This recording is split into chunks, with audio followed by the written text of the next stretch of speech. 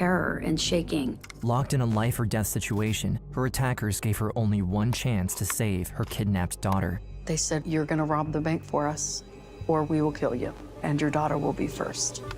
Be brave, Mommy. That was the last thing she said. In the beautiful city of Vista, California, Michelle Renee and her daughter Bria are living a cozy life in their isolated home. Lived in my dream house, pretty much. It was up on top of a hill. It was overlooking the ocean. But on November 20th of 2000, something strange happened to Bria. In the middle of the night, she woke her mother up in a panic. She said, "Mom, I saw somebody's eyes looking through my bedroom window. I saw people outside." She was scared out of her mind. I looked out there. I didn't see anything. I didn't see anybody, so I just brushed it off. Overnight, Michelle convinced herself that Bria, who was only 7 years old at the time, must have been dreaming. I felt very, very safe. I felt like we were far away from everything. Little did she know, her daughter was right. Not only was there a man in front of her window that night, Christopher Butler has been stalking Michelle and her daughter for almost a year with the help of his accomplices, Robert Ortiz, Michael Huggins, and Lisa Ramirez. Worried that Michelle might become suspicious after Bria spotted him near the window, Butler decided to execute his plan the following day. On November 21st, around 8 p.m., they forcefully entered the residence by knocking down the back door.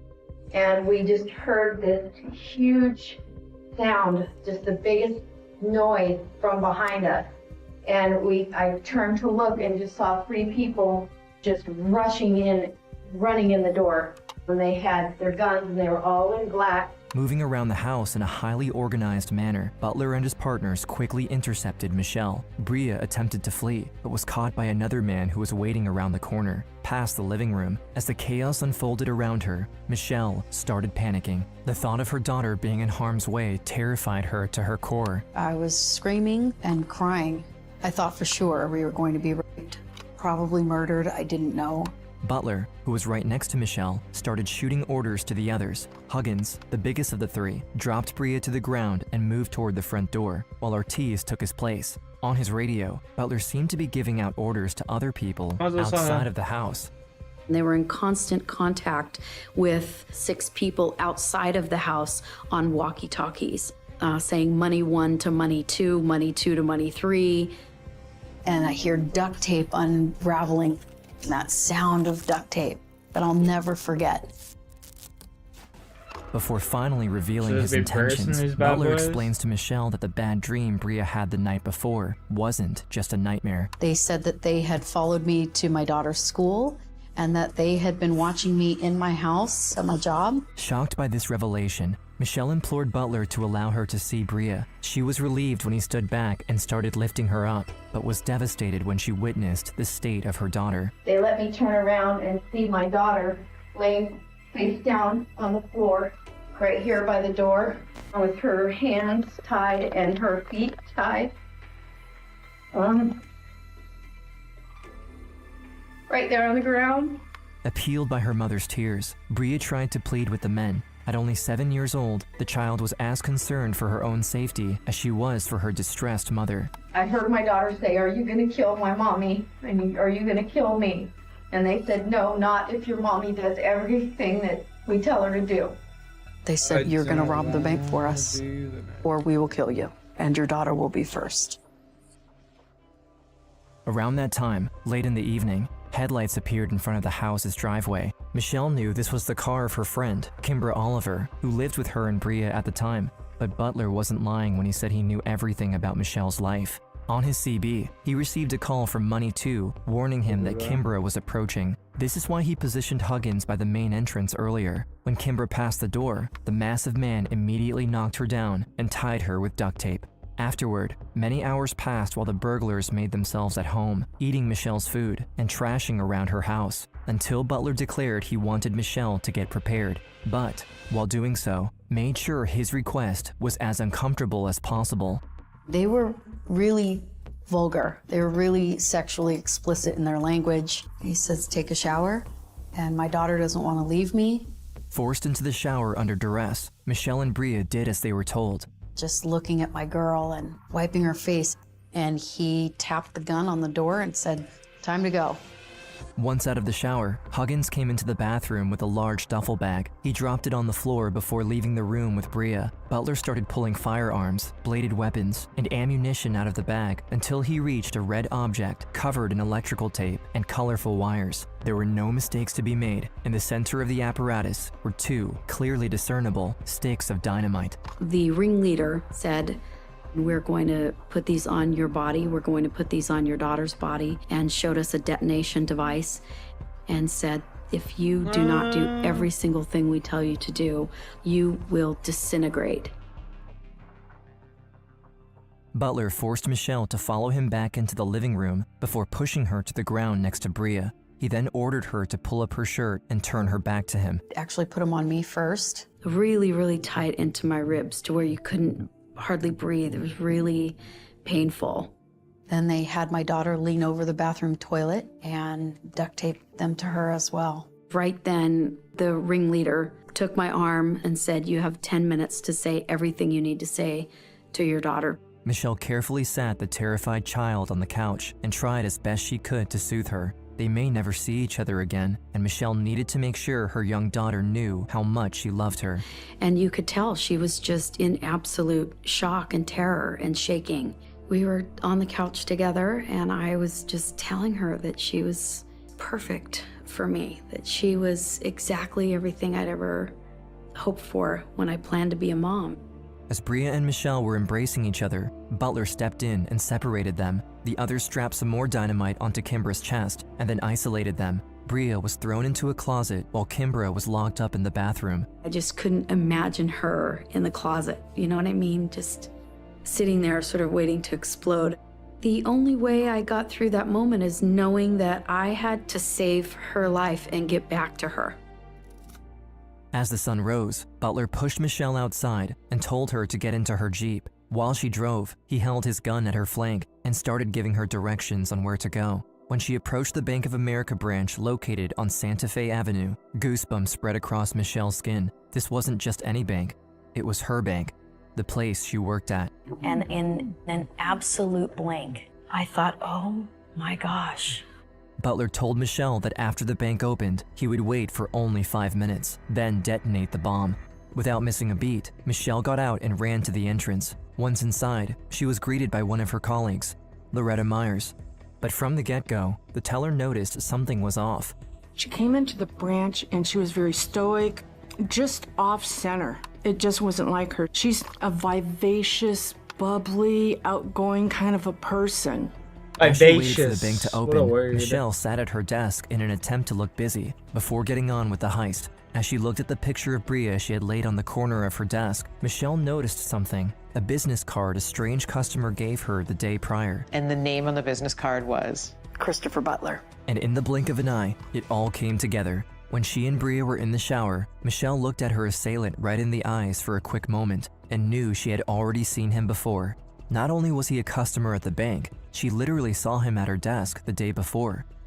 He sat at my desk for a really long time asking sort of the same questions over and over. And then a woman walked in and said, "Chris, we need to get going." And her voice on the walkie-talkie, I remember that voice sounding very familiar. And I was just like, oh my gosh, it's her.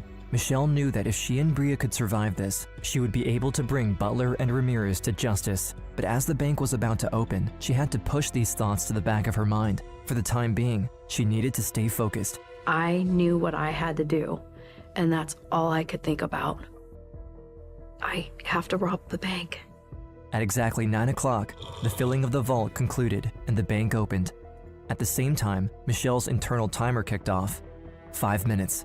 That's the cue. Every step I took with that dynamite was like a tick, every second. I grabbed my briefcase, I went to the vault. The bank rules stated that vault operation always required 2 people to be present, so Michelle strong-armed the bank teller and dragged her inside with her. But Loretta Myers wasn't duped. She knew they weren't supposed to bring anything with them into the vault. Never have I ever seen anybody take anything other than a pen and keys into the vault. Never.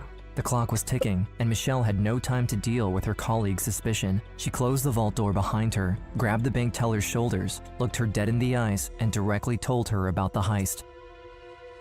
She started panicking and going, oh my God, oh my God, oh my God. She couldn't speak. And I lifted up my shirt and I said, look what's on my back. I'm gonna blow up if I'm not out of here in 5 minutes. You need to help me. In tandem, Michelle and the bank teller pulled a duffel bag out of the briefcase and started filling it up with the money. Within the allowed time, they were able to gather $360,000. Before leaving the vault, she gave her more instructions. So I was like, what the fuck? And I said, get ready to shut the bank down. Do not call the police. If you call the police, we're dead. In front of the dubious eyes of other employees, Michelle walked out of the bank with a duffel bag and found her way back to her Jeep where Butler was waiting. He drove to a dead end past the bank and dropped her off. He let me out of the Jeep. I was to walk back to where my Jeep would be waiting, and then I was to go straight home. While driving home with the pedal to the metal, Michelle was inhabited by the worst thought a mother could ever bear. Why would Butler let any of them live? After all, he had absolutely no incentive to keep any of them alive. Rocky, That's bro, all. I just Is ripped this the going to be toes. the step that's going to You go end and my open daughter's my life? door like that? Is this going to be the second that I'm going to blow up? Rude, dude. To get back to her home, Michelle had to pass in front of the bank once again. The sight of the police cars arriving at the branch sent a shiver down her spine. As she sped through the few miles still separating her from her daughter, another worrisome sight waited for her in the driveway of her home. My roommate's car was gone. They had barricaded the front door, and I just had to struggle my way in, and my adrenaline sir, was what's so up, high. boss? Had just got done forcing my way in the door. And I was just screaming and hello, hello. It was eerily silent. I was just, you just die inside. You just die inside. Oh, 125 and 5. Crushed by the weight of the Hey, silence, keep it up, bro. Michelle was about to collapse. But all of a sudden, You she got that heard a in the noise bag. coming from the bedroom, the fainted cheers of Bria and Kimbra. I was so excited. I was like, someone's coming back. It's my mom. Doing I think it's my 2.5? mom. Yeah, And if I I was do like, it again, okay, I'm it's doing over. 2.5 for Oh sure. my I just don't have time to be She fucking was around alive. anymore. I did it. We did it. I gave her a hug and I was really, really happy. I just wanted to grab her and never, 749, never, 100. ever Nice. let go of her. Nice. I think my best I is just wanted to like hold her. But then 8 I hours could still and like see the 15 seconds or panic on her something. face. As much as happiness overwhelmed her, Michelle couldn't help but notice that Bria, although still covered in duct tape, had no more explosives Oh, tied to her fuck's back. As she turned around to look at Kimbra, she saw that she too had her explosives removed. And I told them, the dynamite's still on me. You guys need to go for help. I'll stay here. I don't know if this thing's gonna detonate. I don't know what's gonna happen. And my daughter was going, no, mommy, no, I'm not leaving you. My roommate said, Michelle, I know I can do this. Let me just cut it off of you. And she ran That's and the got scissors and craziest cut shit, it yeah. off of me. In a heartbeat, the three left the bomb behind and sprinted to the closest neighbor. Sheriff's Department, can I help you? Yes, some neighbors of ours were held hostage. I need somebody out here right away. Once the police arrived, Bro, I their would bomb not squad be letting quickly no one realized cut that that the shit three off of explosive me. devices found on the scene were Fuck, fake. Then, Michelle and they're Bria were sent fake? to the station for questioning. Michelle showed them Butler's business card and told them the whole story. After an entire week passed without any progress on the police's end, Michelle They're decided to fake. take matters That's into her sick. own hands and contacted America's Most Wanted. The deputy DA advised her not to do it because it was a pending case. Yeah, they didn't want me to do it. But this proved to be one of the only reasons why the entire group ended up being arrested. Butler and Ramirez were caught during a routine traffic stop where the police found weapons and official Bank of America money straps inside of their car. Huggins and Ortiz, now on the run, Bro, were look at those respectively found in straps. California and Wisconsin in the following days, thanks to America's Most Wanted tip line. If you know where Ortiz is hiding, please call our America's Most hotline right Wanted. now. Watching This that with my wasn't the parents end for growing up. Michelle. On the contrary, since she was the only one present at both the kidnapping and the heist, she was selected as the prime witness for the upcoming trial of Butler and Ramirez. But Michelle was angry, and her attitude in court would end up causing her more harm than good. Angry witnesses don't come across as credible. I was treated like I was the criminal. At the trial, Butler gave an aggravating false statement, and the defense attorney representing Ramirez attempted to redirect the blame put on her client toward Michelle. My strategy was to beat the hell out of the victim. The defense attorneys It's a were great strat. saying that I was having an affair with one of the criminals, that I strapped my own child with dynamite, that I was the mastermind behind the crime. After 5 days of That's deliberation, crazy. the jury came up with a verdict that pierced through the defense's lies. Chris Butler was sentenced to 3 consecutive life sentences, plus 64 years. But sadly, Ramirez received no sentence at all. During the kidnapping and the heist, she stayed outside and acted as a lookout. So, in the end, the jury estimated that she didn't really commit any punishable offense, even though she confessed to being the mastermind behind the entire operation during her initial interrogation. Her videotaped confession was deemed inadmissible in court. Honestly, I was idea that was about 8 months ago. Jokingly, mine. There was some female boys that came over long time. That was Steve. Mind-boggling. The fact that it was her idea to do this to a mother and a child. Huggins and Ortiz didn't get off as easily. In an accelerated trial, both were found guilty of kidnapping and robbery before being sentenced to 3 consecutive life sentences. Looking back on the now 23 years old event is still painful for Michelle and Bria, but Thomas Manning is right to call her a hero. The strength and courage that she showed that night saved her life, saved Bria's life. This could have had a different ending. After everything settled down, That's pretty fucking nuts.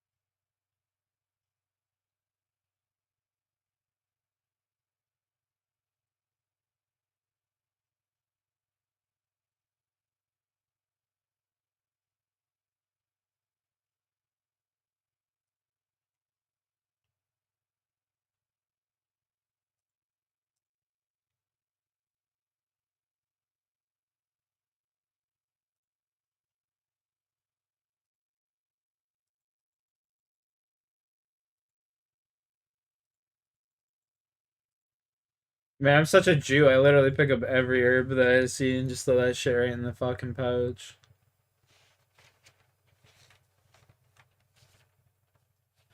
Come on, you two recommend me something decent here.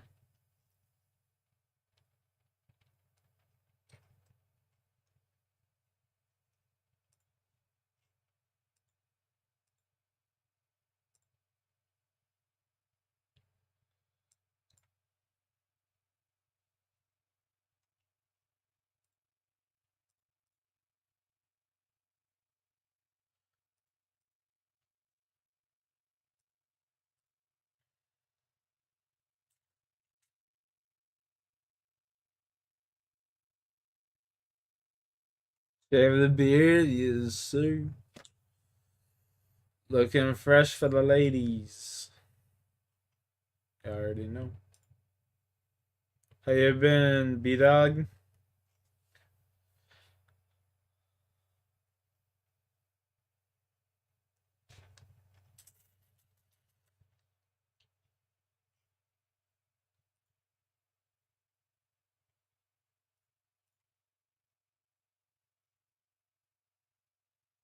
Chillin'.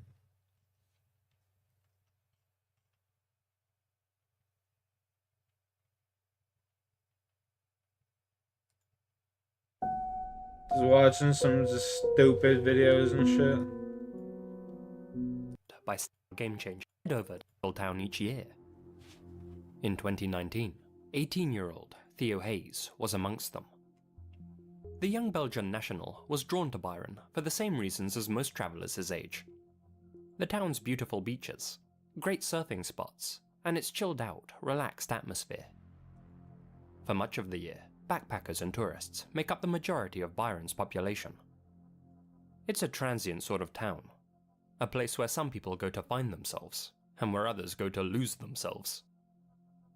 Unfortunately, in Theo's case, his trip to Byron was an escape from which he would never return. Theo had been exploring Australia for the better part of a year by the time he arrived in Byron. He'd spent much of his time down under with his cousin, Lisa Hayes, who described Theo as being a responsible and level-headed traveller.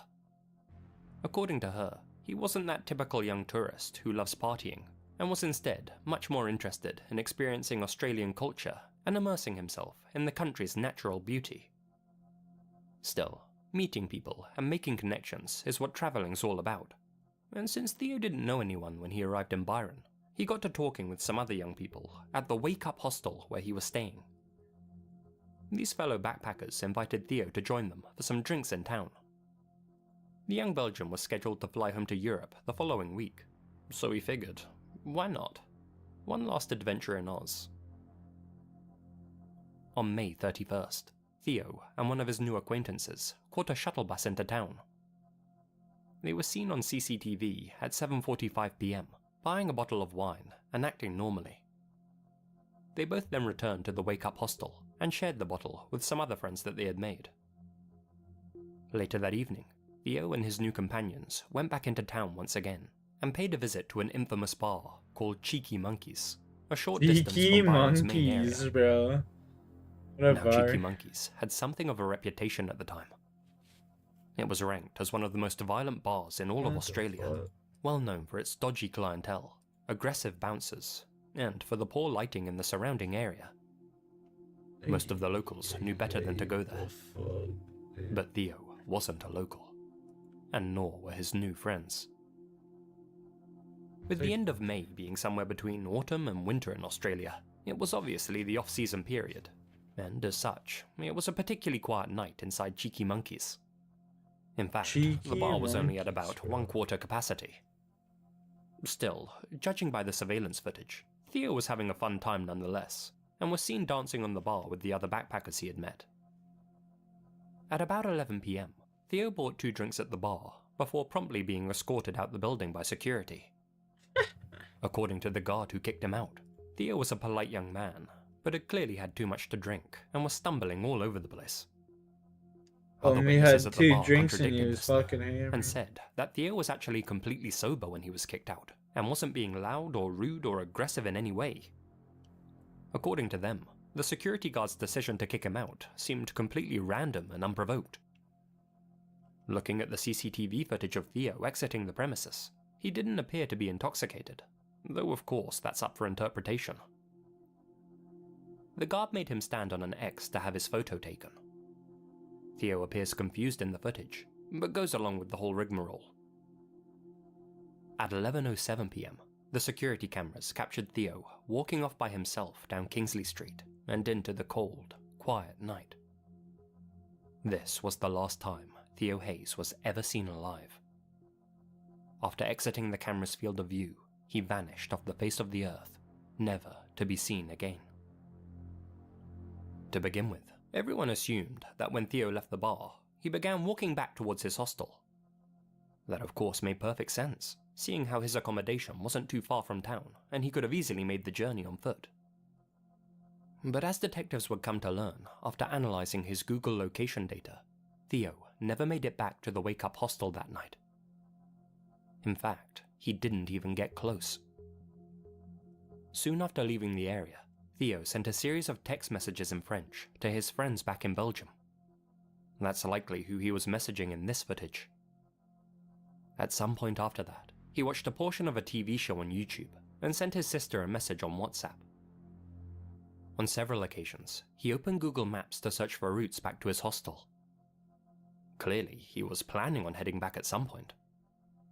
However, according to his mobile records, he actually took an extremely bizarre route after leaving the bar and walked in the opposite direction of the hostel, towards a youth activity centre down Tennyson Street. He then spent 7 minutes standing in a sporting field, a field where homeless people and drifters were known to stay.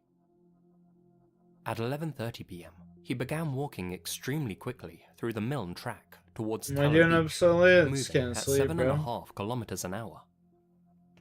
With no Couldn't streetlights in that sleep, part of man. town, So I it was would have like, been fuck very it, dark might as well with no signs stream. of life, and Theo would Play have a been well game, aware do that he something. was heading in the wrong direction and away from I was civilization. just sitting there reading a book. Still, as the data shows, he continued on through the thick bushland in a near straight line.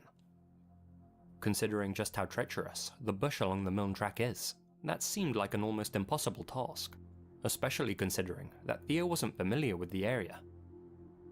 As he made his way through the shrub, he never once slowed down and continued walking at a very fast pace. He finally exited the bushland and made it onto the beach, after which he began heading in the direction of Cozy Corner, towards Byron Bay's lighthouse.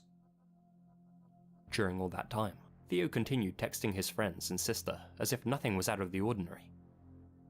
His messages were coherent and didn't give off the impression that he was distressed or in trouble. At 12:56 a.m., Theo sent his final message to a friend he had made in Australia. Just 6 minutes later, his phone suddenly switched to sleep mode and stopped transmitting data.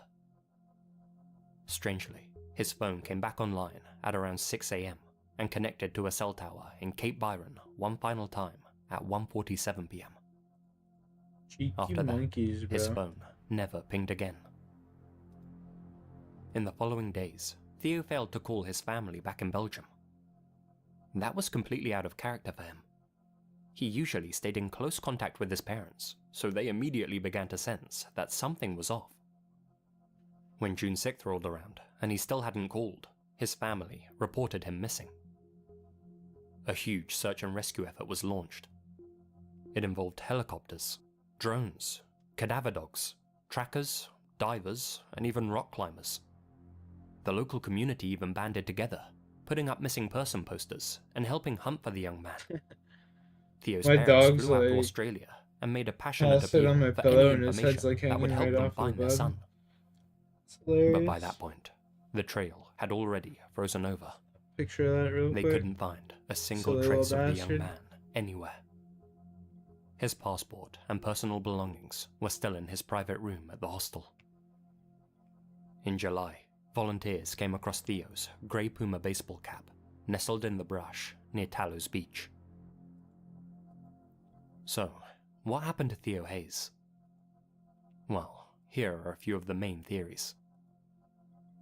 Theory 1.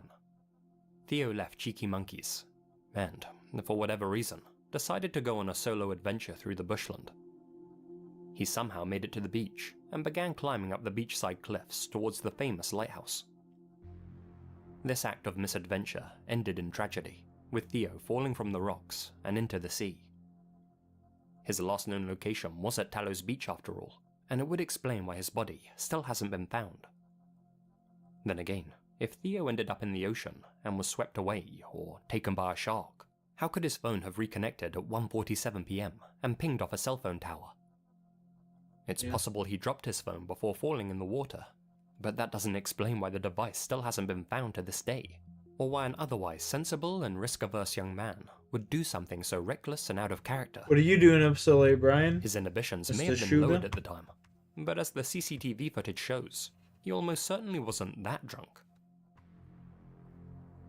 Theory 2. Theo was murdered.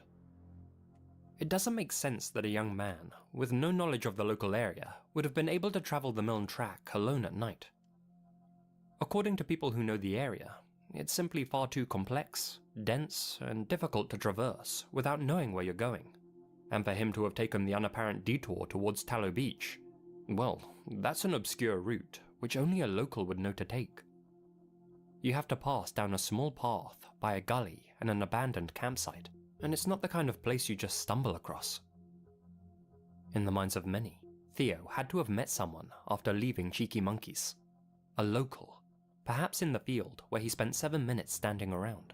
Wait. This local then led him through the thick shrubbery of the Milne Jack, I Track met this with girl I promises like. of showing him the lighthouse or taking And I him to a got to secret know her. party.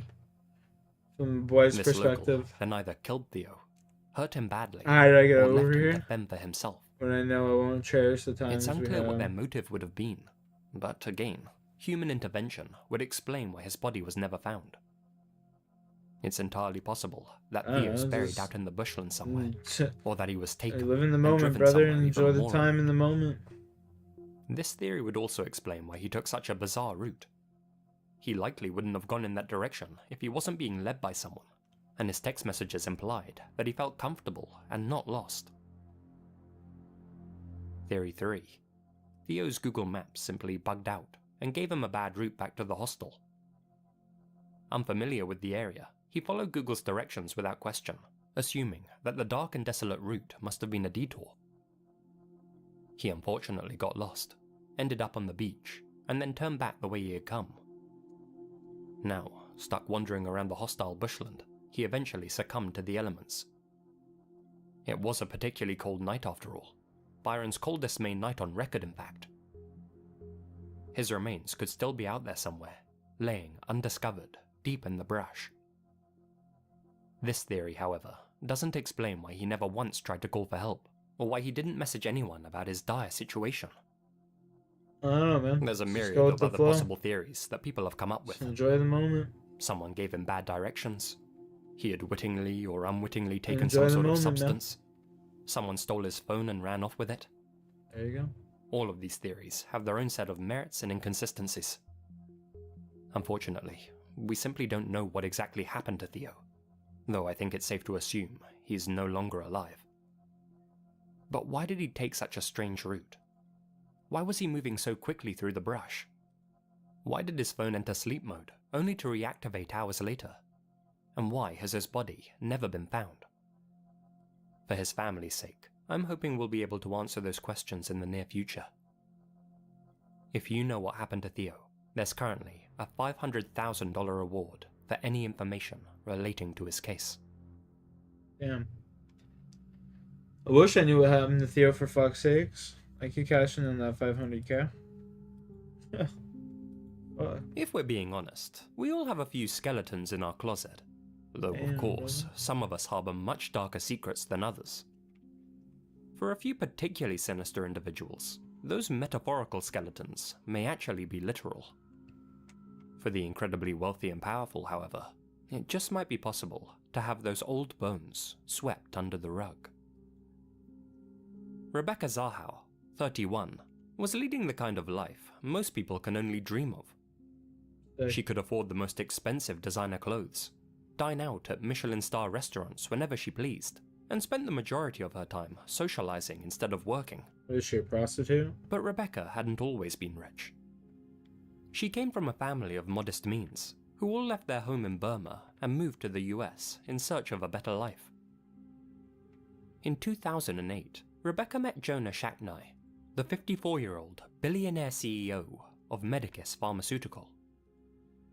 Despite being 23 years her senior, Jonah took an instant liking to Rebecca, and the pair quickly began a relationship together. Oftentimes, Rebecca would stay over at one of Jonah's many luxurious homes throughout the country. No, sorry, I don't want to wake On him July up. 11th, 2011, for instance, she was staying over at Jonah's historic Next Spreckles time, man. mansion Next in time. Coronado, Tomorrow I'll be playing some California, zombies and shit. a large estate which he used as a summer house. She had brought her younger sister Zena along to marvel at the finer things in life. Also at the mansion that day was Max, Jonah's 6-year-old son from a previous marriage. Play Jonah zombies himself was away now. on business, Like I said, and later Rebecca was today, watching over I'll Zena play and some Max. zombies. We'll be playing It's with unclear fucking what exactly happened that fateful day, Red Aspect but if at he some hops point, on. young Max fell face first over a banister on the 2nd floor. Oof. His injuries were catastrophic. Rebecca, who claimed to have been in the toilet at the time of the incident, found Max several minutes later, unresponsive and not breathing. She performed CPR while her sister called for help. Max was rushed to the hospital, but the prognosis was bleak. He had a broken spine and brain damage due to oxygen deprivation. Damn. There was nothing more that could be done for him, and on July 16th, Max quietly passed away. Coroners determined that his fall was completely accidental, and the investigators on the case agreed, though it is worth noting that at least one doctor thought Max had been suffocated before his fall. But here's where the plot really thickened. On July 12th, the day after Max's accident, Rebecca drove her young sister Zena to the airport to catch a flight back to Missouri. After that, she picked up her boyfriend's brother, Adam Shacknai, who was in town and staying in one of Jonah's guest apartments beside the mansion. Rebecca, Jonah, Adam, and a friend all went out for dinner together, after which Rebecca and Adam returned to the Spreckles estate. Jonah didn't join them, however, and instead met up with his ex-wife Dina to sit with their son, Max, who was still alive at that point. It's not known what Rebecca and Adam did once they returned to the estate, but neighbors reported hearing loud music coming from the mansion well into the early hours. At 6:48 a.m. the following morning, emergency services received a call from Adam Shacknai. Adam frantically explained how he had just found Rebecca's lifeless body hanging from a red rope off one of the mansion's balconies. Her hands and feet were bound, and she wasn't wearing any clothes whatsoever. After making that call, Adam sent his brother Jonah a text to tell him what had happened, and then cut Rebecca down before police and medics arrived, letting her body drop to the grass below. When the authorities arrived and examined the scene, they found Rebecca lying in the courtyard of the mansion, just below the balcony she had been dangling from, her ankles tied tightly together and her wrists constrained behind her back. It was later revealed that a blue, long-sleeved t-shirt was wrapped around her head. The shirt had been elaborately coiled over the noose 3 times and then tied around Rebecca's throat. The shirt sleeves had been knotted and stuffed into her mouth, gagging her. Inside the mansion, on a door leading to the balcony itself, detectives found the strangest clue of all. A bizarre note, written in black paint. It read, "She saved him. Can you save her?" In the adjoining bedroom, they found the end of the rope which she had been hanging from, connected to the leg of a cast-iron bed. The rope itself had been tied using a cleat hitch knot and a slip knot. An autopsy later revealed that Rebecca had been alive when she plunged over the balcony. She perished sometime around 3 a.m. There were no substances in her system. Despite the suspicious circumstances surrounding Rebecca's demise, the detectives conducted what can only be described as a half-hearted investigation at best. On September 2nd, they officially ruled that Rebecca had taken her own life and staged the whole scene to look like a homicide. They theorized that Rebecca blamed herself for what happened to Max the previous day.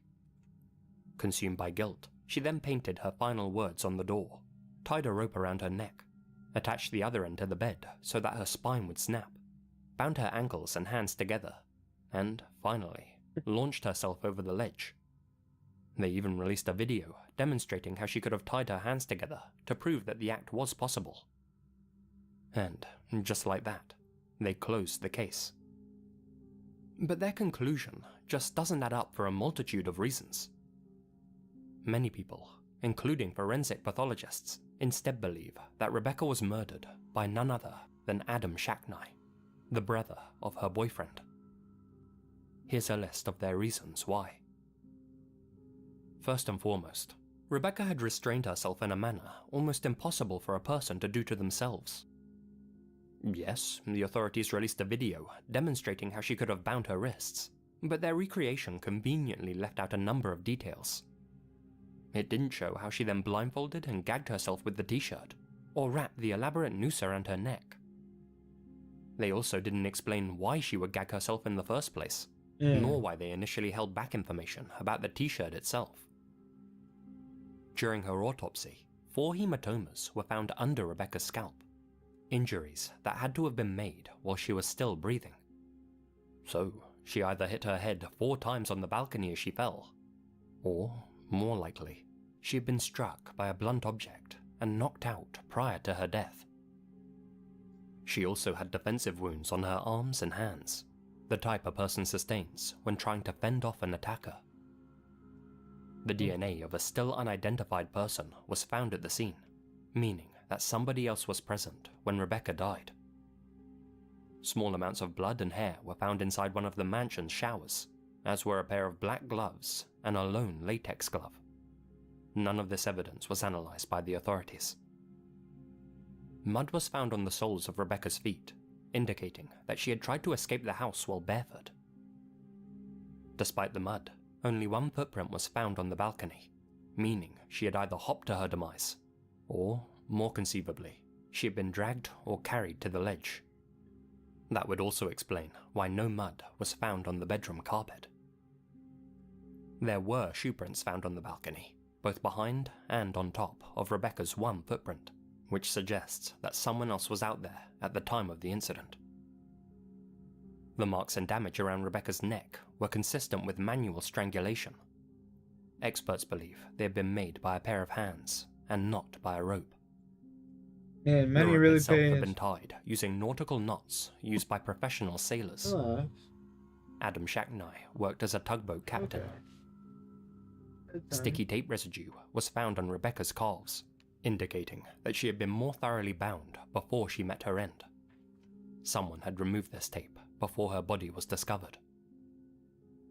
The clothes that Rebecca had been wearing before her life ended have never been located, so either she wasn't wearing any clothes to begin with, or somebody had stripped her of them and taken the garments for themselves.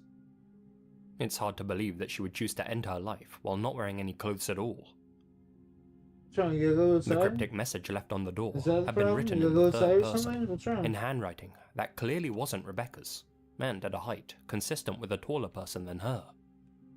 Suspiciously, it's more likely that someone around Adam's height had painted it. The same black paint used to write the message was also found on the rope and on Rebecca's chest, though strangely, not on her hands or fingers.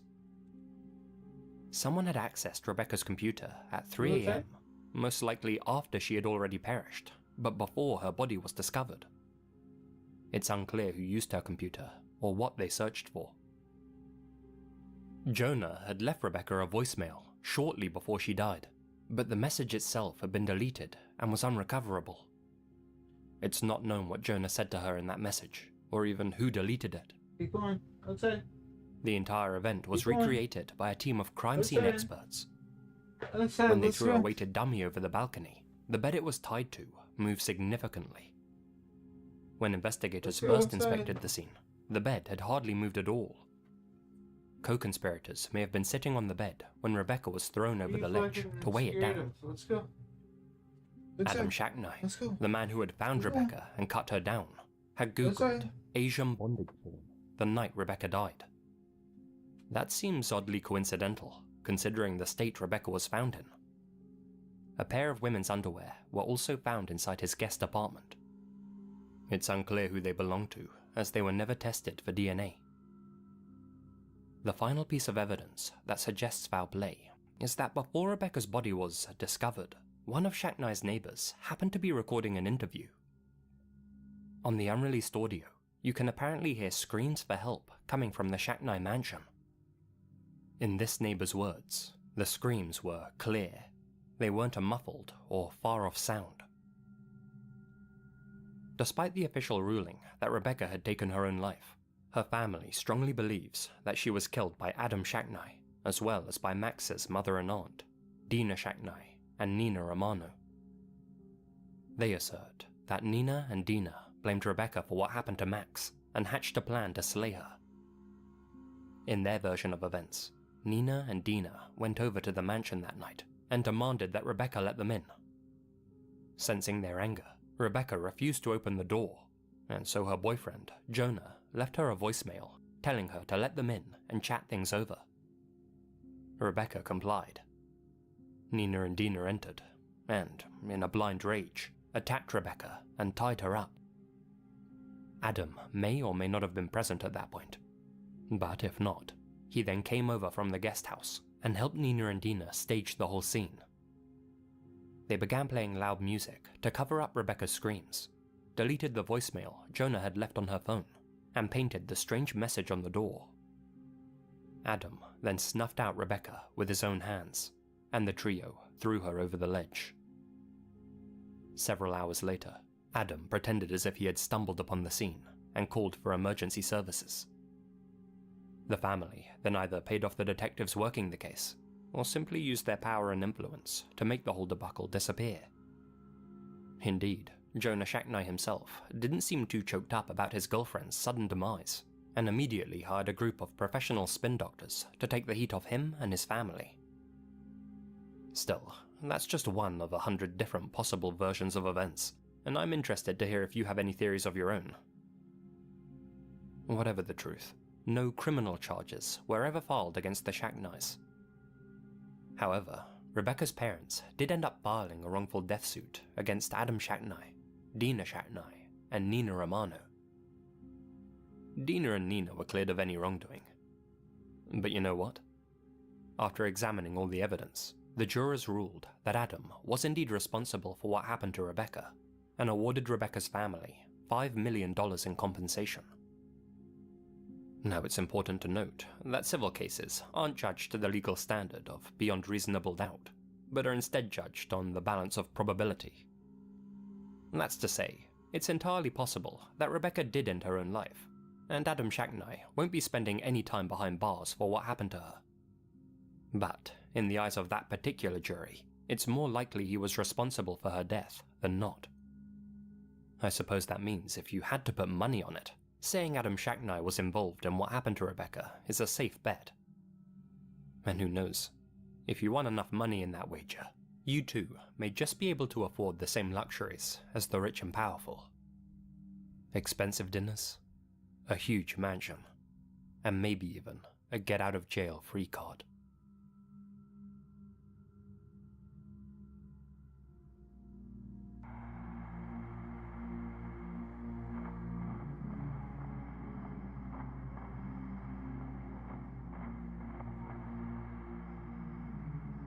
A huge thank you to my supporters here on YouTube and over on Patreon, especially my biggest supporters: Punished Kratos, Hamish K, Nephus 1988, Lydia Glassley, That One Guy Thomas.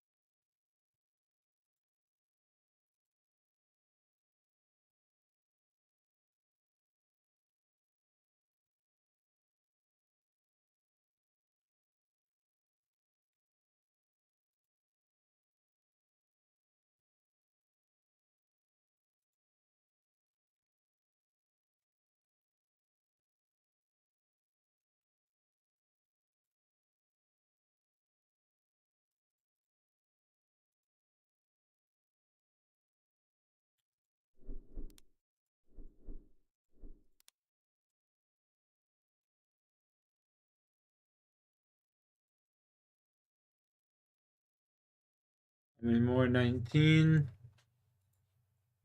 Easy.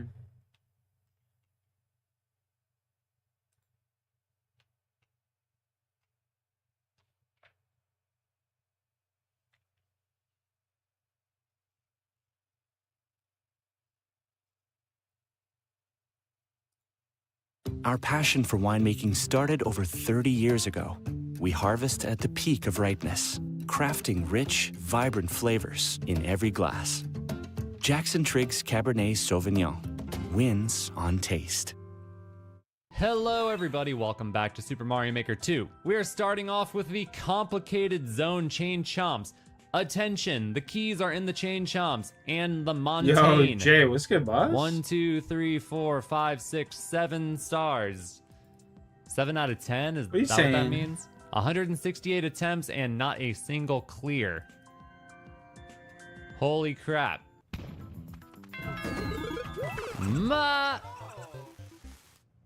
I didn't see that guy. All right. I remember this. Ow. I remember this. So what we'll do is we'll go to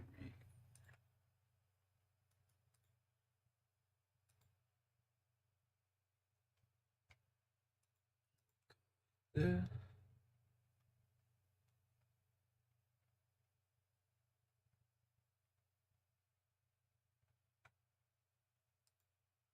This level looks very difficult. Wait.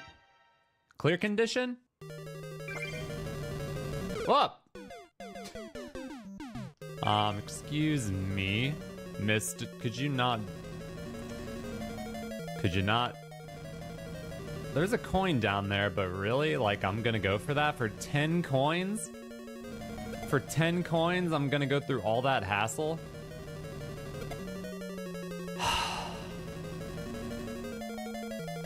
Oh my, you can just run at the beginning, easy peasy, and then you can go here and you can die. Oh, we got it. Oh, we got it, guess what? Oh, you can get back up to the top? No way. That's cool. That's not cool. Oh, you gotta run because it's gonna come at you.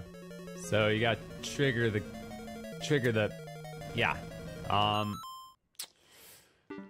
Wait a minute. You have to go this way.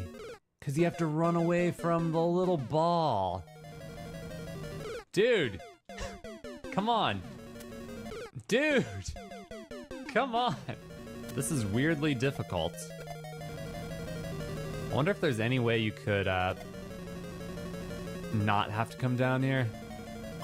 But that's funny though, the coin actually wasn't... I mean, you had to go down there, right? No! No!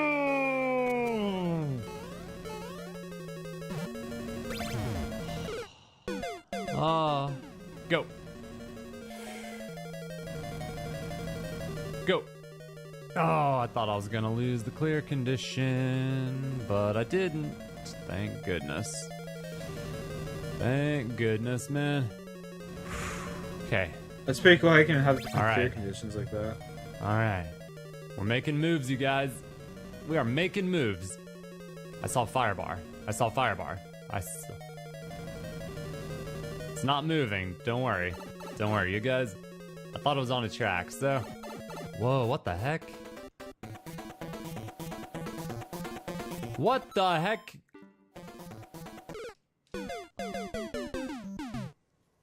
What? That was kind of sick, but what? No. You gotta do all this stuff again. Oh. No. Come on. I hate this clear condition.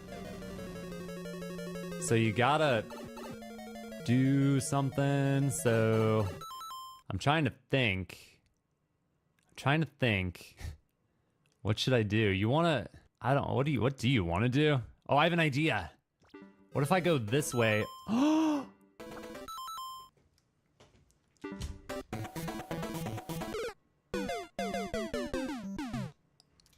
This is the worst clear condition. The worst one. It's like, oops, your foot was in the air for a nanosecond. Oh no. Clear condition failed. All right, can I do the idea, please? This is the idea. It's not gonna work. It's not gonna work. It's not gonna work. I was hoping it would fall down faster, but it still went so high. Okay, I think the move here is to run all the way right. then raise it. Then it misses. And then do we go back to the left and do the same thing?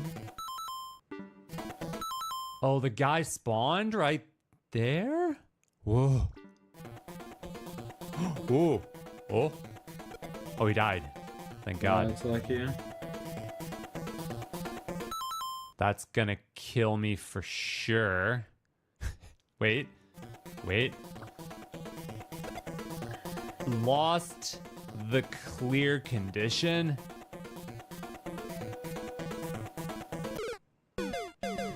Well, the glasses helped. We got further. Why these random balls keep falling on my face? How did I die before? The thing spawned. So I need to go back to the left, right? Just go back left and then do the same thing, right? Yeah, only on this side. And then I need to go, can I make this? I need to get up to the right one now. Yeah, yep. Yep, and I dodged it, yes. And I think I stay on this one, right? Yep. And then, oh God. Oh no, I think I tipped it too much too early. Oh, wait, I don't need to go the other one. Oh no, what do I do now? I just get really lucky, I guess. Just get really lucky. Oh, balls, please let this be over. Oh, it's not over. Are you kidding me, dog? Please, it was a miracle. It was beyond a miracle that I survived the auto scroll section. No balls. Yeah. Oh, there's the end. I see it. Okay.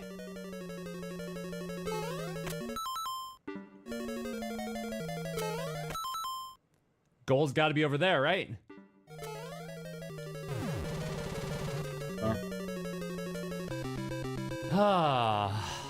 That was stressful. So I got to be honest, I like the level. I like a lot of the design choices. The beginning where you get the run backwards and stuff, cool. Even the auto scroll section, cool. Just tough, because figuring it out is tricky. And if you die all the way back. But overall, I actually thought it was a pretty good level considering the clear condition. I have something special for you. Have y'all ever found out that you were being charged every month for a subscription that you either didn't know or forgot about? Well, I have, and today's sponsor, Rocket Money, is here to help. Rocket Money is the personal finance app that helps you cancel subscriptions, lower your bills, and manage your money better. So, true story here, I recently signed up for Rocket Money, me and my wife, and we plugged in our information, and immediately we discovered that we were paying for 2 subscriptions to the same service. So even after using Rocket Money for only a few minutes, they already saved us $15 a month. Rocket Money has helped save its customers up to $740 a year, so if you're looking to save more, spend less, join the over 5 million members using Rocket Money today. Go to rocketmoney.com/Ryucar or click the link in the description to get started for free. You can also unlock even more features with premium. That's rocketmoney.com/Ryucar to get started for free. Rocket Money has so many cool features, but one feature that really stood out to me is how they can actually go and negotiate lowering some of your monthly bills, such as your internet or your phone bill. I mean, seriously, that is such a cool feature. If y'all have been looking for a way to better manage your finances or save some money, I cannot recommend an app more than Rocket Money. Be sure to check them out. Click the link in the description. Premium. If y'all have been looking for a way to better link in the description. That is not an acorn. Let's see here. That, AJQ. however, is an acorn.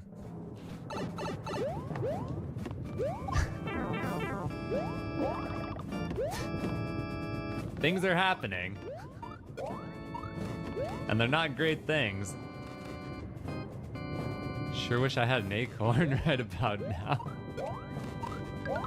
An acorn would sure be nice. Let me think. What the hell was that? That's freaking nuts.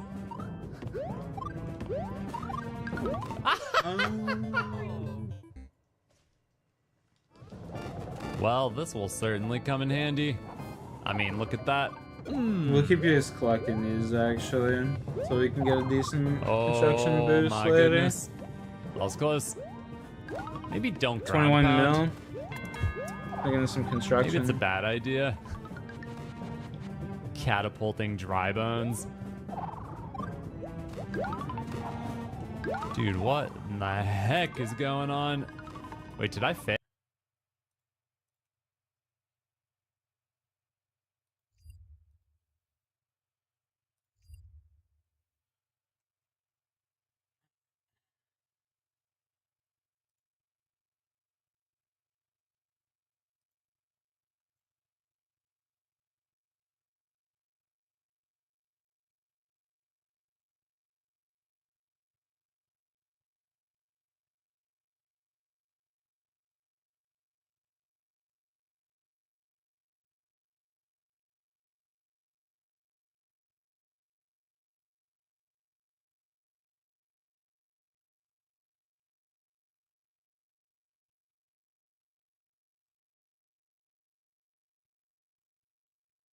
Good evening.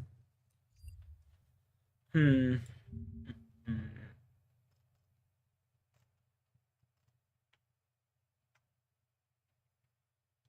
Oak dungeon doors. Probably end up doing those. Oh, Lord.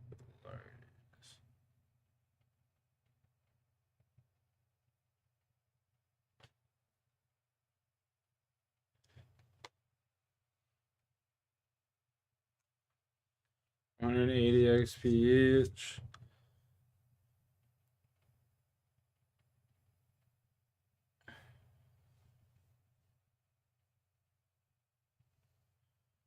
Oak planks and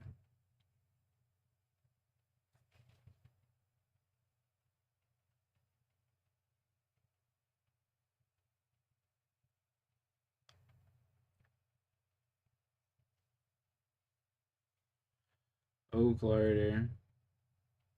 Should be built in the kitchen.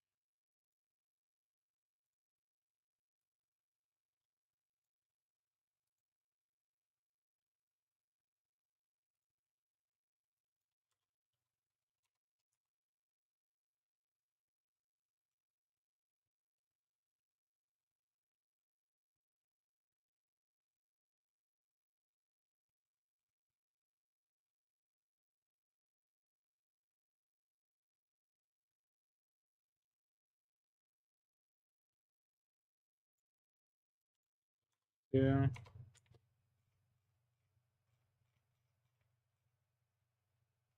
Oak larder.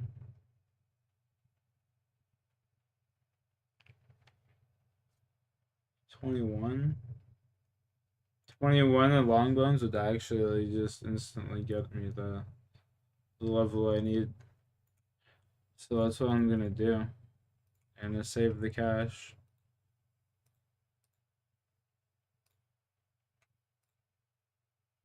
Fuck yeah. Now where do I gotta go for this?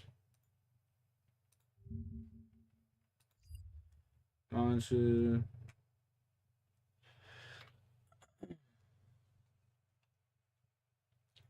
Dorius. How the fuck do I get here, bro? I don't remember this fucking spot. What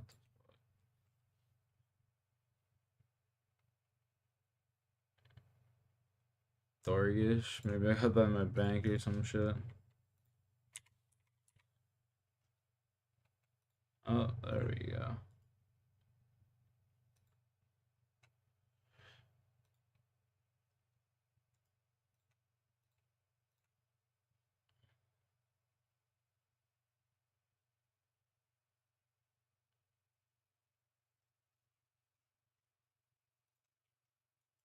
Oh, Barlock is just the motherfucker I needed to talk to.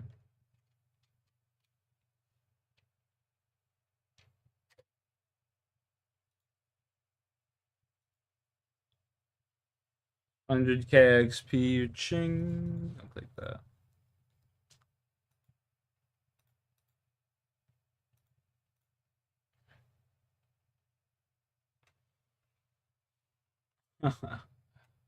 Ching.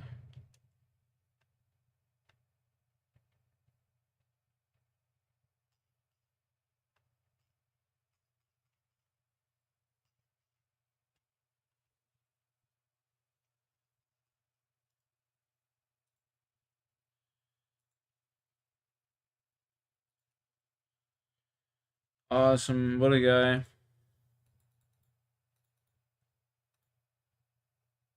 What a fucking stand up, dude. Grand Exchange. Here we come.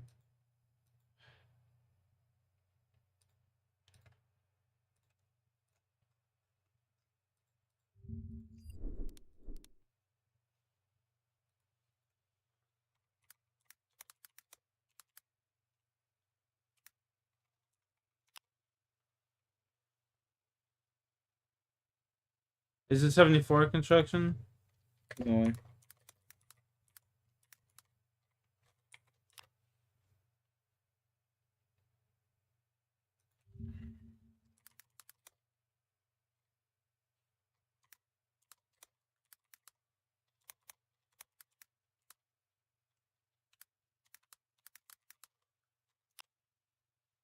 So rejuvenation wrong. Sheesh.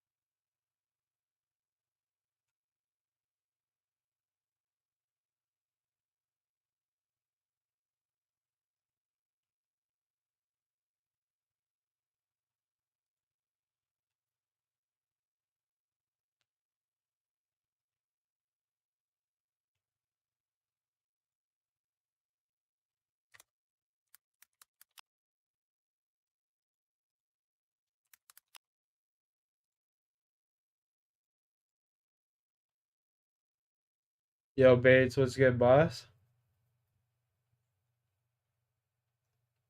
How you been? How you been?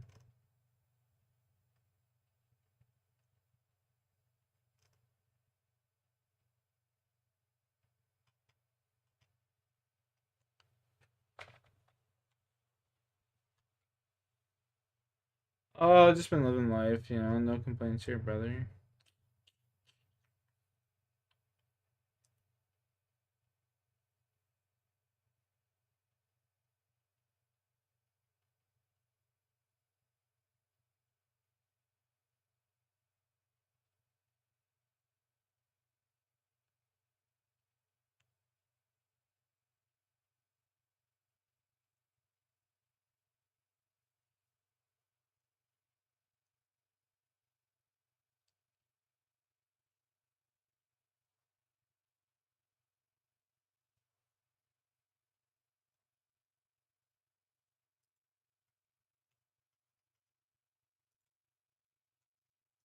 Oops. What's new with you, my man? What's new with you? How you been? How you been?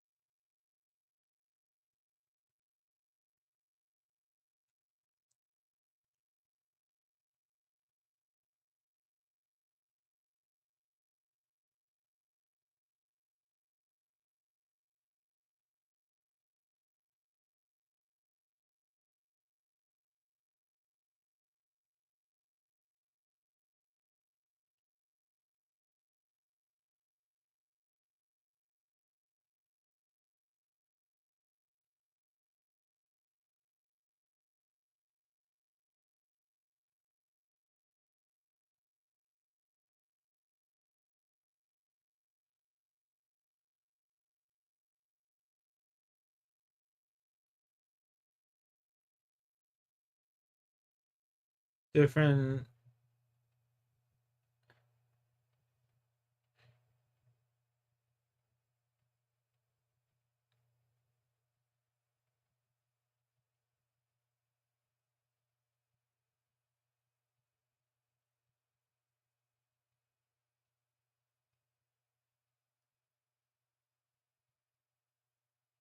Okay, okay.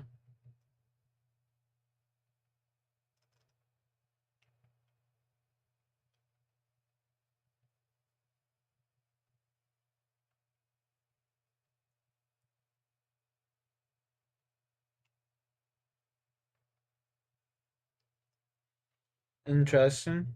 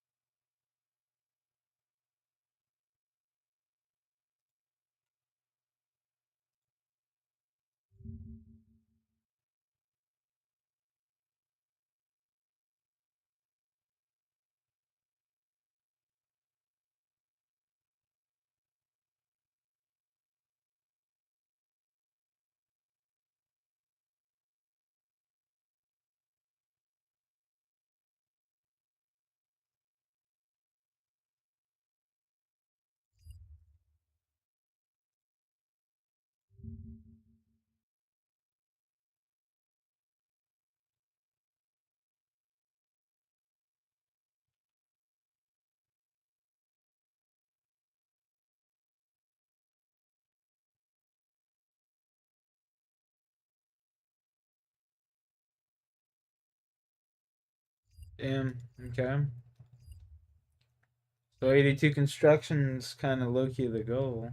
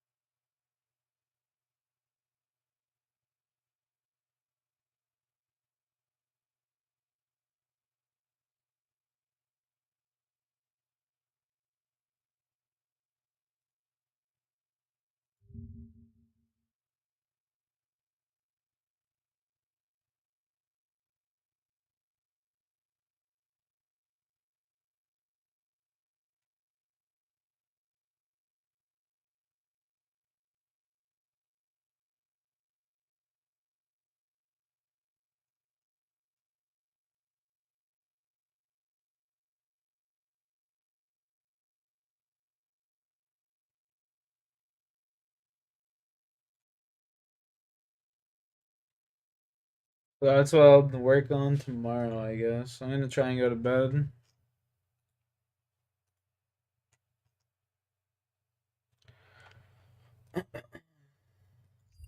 So yeah. Have a good night, I guess. Peace. Catch you on the flip.